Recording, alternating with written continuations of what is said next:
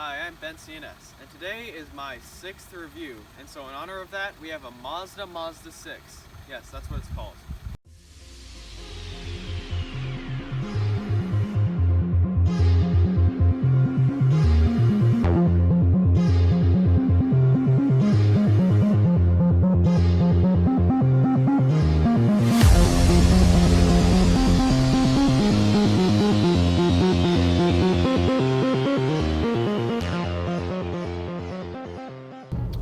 So in order to separate themselves from the rest of Japanese cars, Mazda likes to talk about, zoom zoom, and more recently, a few years ago, they were putting out these ads about the car for the guy that likes to drive.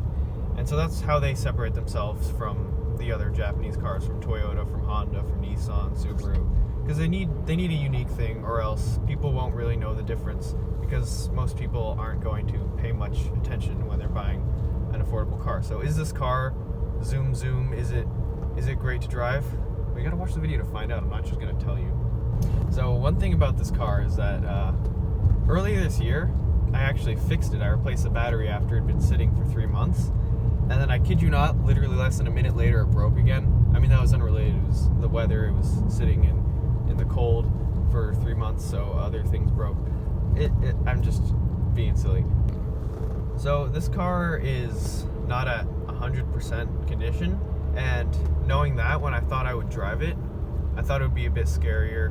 And so I do need to keep in mind that this isn't what the perfect car, or a car in this perfect condition, would be like. So I did need to remember that.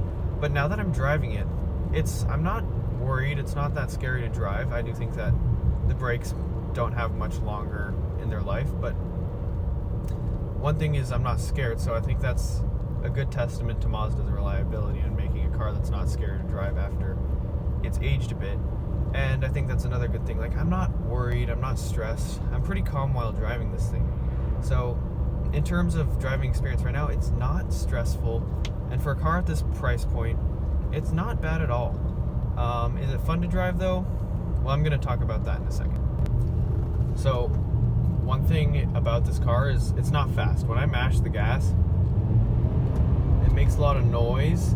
You can feel it drop a gear, and then it starts to go a little bit, but it's not like the other cars I've driven that it just goes immediately and it goes fast. Because I mean, all the other cars I've driven are Mercedes, BMWs, and Teslas, and I think that's actually it.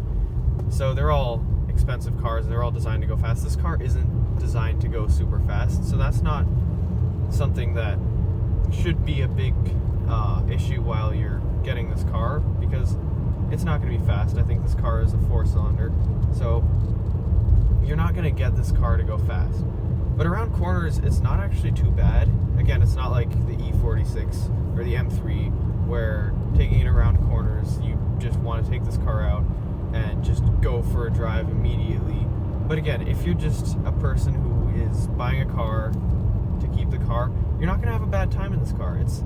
It's good for what it is. I think that this car is pretty fun for a car at this price point and a car at this class point, whereas it's not supposed to be a sports car that you thrash around corners, but it's a good car that if you do want to have a bit of fun in your affordable car, you can still have a bit of fun while doing it. So just to summarize, I think this car, for its condition, has aged pretty well, in that it's not scary, it's not a bad car to drive, and you can have a little bit of fun in it if you're just a normal person who wants a normal car and not looking for anything super exciting. But again, you're not going to win any drag races in something like this, and it's not going to be a car you're going to want to take to the track. But if you live in a country area, and you might have a little bit of fun going around